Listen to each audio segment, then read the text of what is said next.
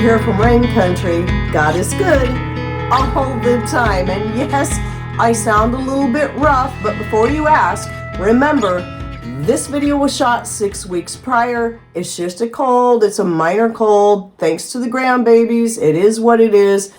So you'll see this and a couple other videos surrounding this where I sound this way. No worries. I'm fine. And thanks for caring.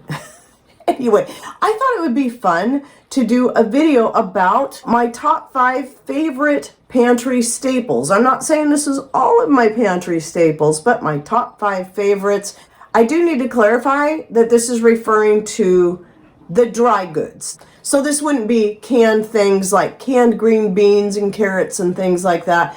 And also doesn't refer to the common staples. You know, this is going to go beyond the rice, beans, flour, sugar, salt kind of stuff. This isn't in any order of importance. I just wrote them down as they came to mind. So the first thing I have on the list are my squash powders. So pumpkin powder especially, my favorite. But even like my zucchini powder, which I didn't bring that down. This is actually spaghetti squash powder. And I'm using them pretty much all in the same way. The pumpkin powder more because I can use this to make a pumpkin pie, pumpkin dip, and all kinds of yummy, pumpkin cookies. Let's not forget those. With the pumpkin icing.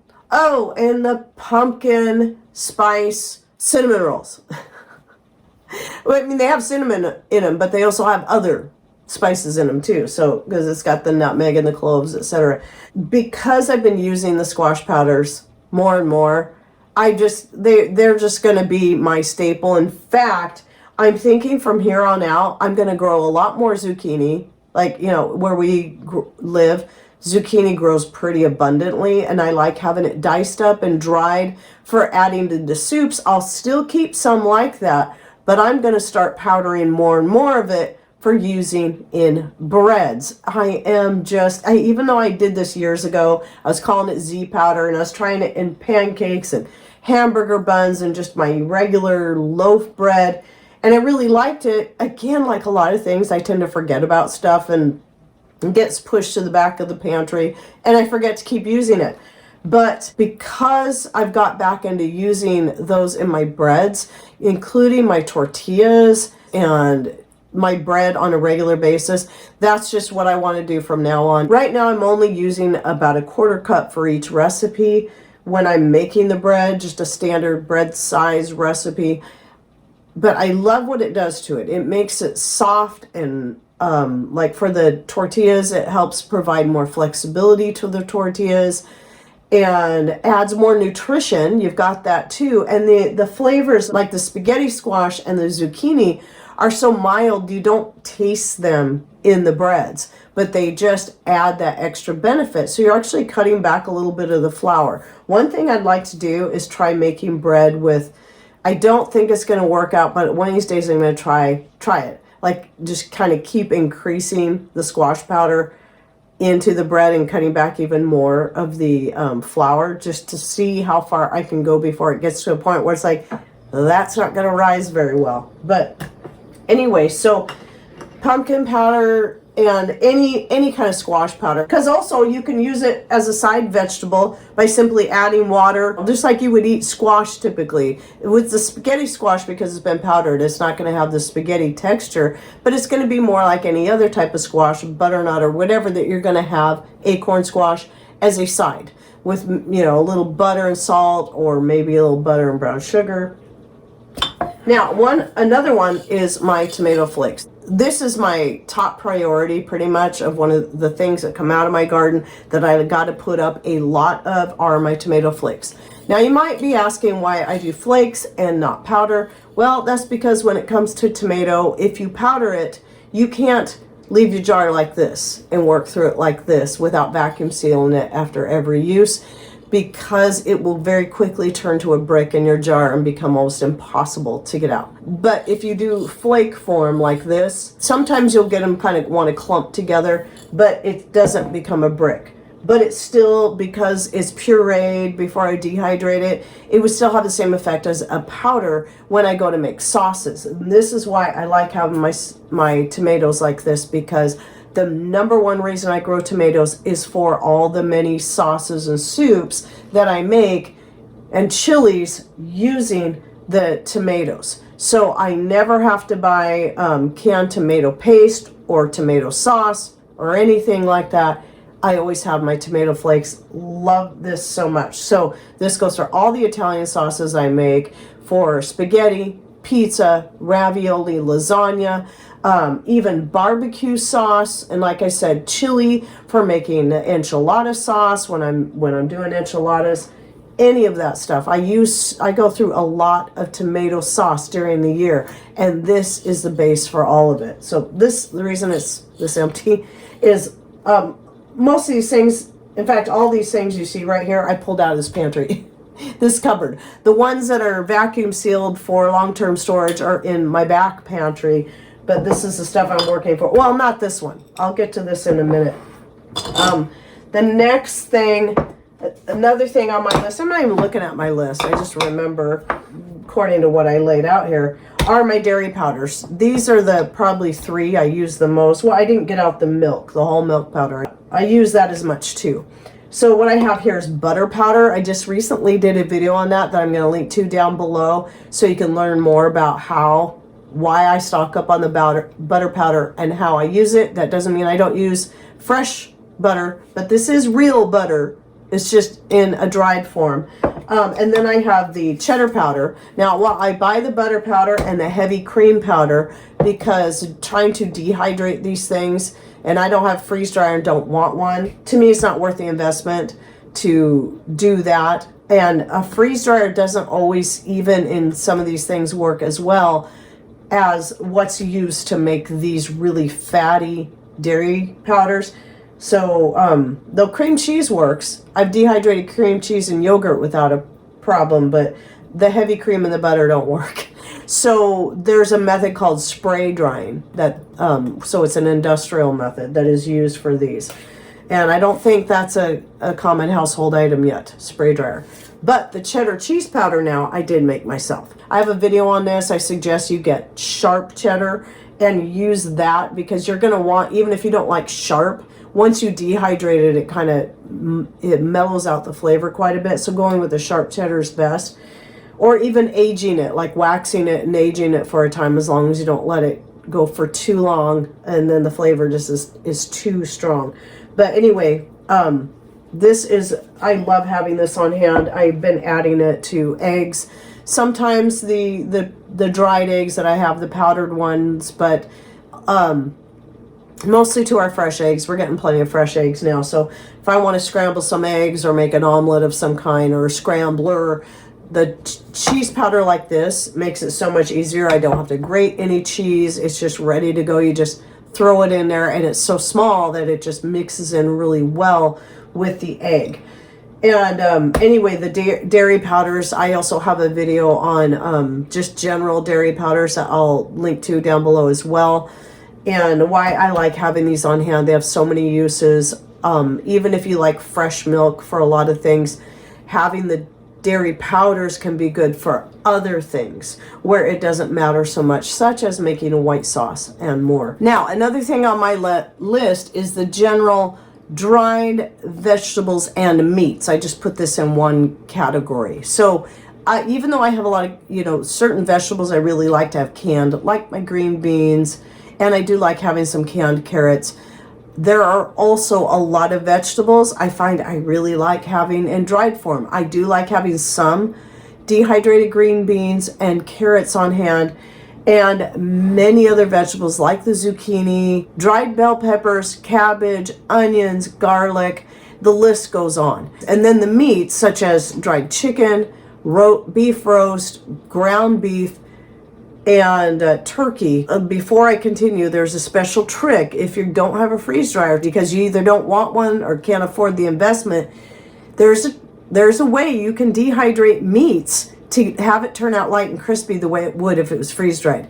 And it's by simply cooking the meat first, then freezing it for at least 24 hours, then taking it out and thawing it out just enough that you can spread it on your dehydrator trays and dehydrate it, and you can then just crush it with your fingers. And so I love using this. So I have chicken, turkey, and then the 2 types of beef, beef roast, as well as ground beef. And these are really great. You can take all of these things, and then the other thing are beans. So dry beans that you cook and then dehydrate. So normally what I might do is make a big pot of these beans and then use some for dinner right away, and then take the rest and dehydrate them and then vacuum seal them up. And they are good for so many things. And like when I make it a soup, let's say I just got done working through some chicken or turkey, you know, using up the meat for a bunch of different meals. Then I take the bones, I make a bone broth, take that. If I'm not dehydrating a bunch of it, I'm turning it immediately into a soup, where then all I have to do is take my dehydrated veggies. This includes the tomatoes, but they're in a category of their own because of the way they get used. But sometimes I'll use the tomato flakes in this, and my zucchini, my beans, some corn, dried carrots, onions, garlic, cabbage, whatever I can grab and throw in there, and or even some of the beans, and have a real easy, fast soup. In fact, every time I make soup like that, I'm always using, except for the broth, if I'm making it straight from right after I strained out the bones and stuff, everything else is dehydrated goods I'm throwing in there.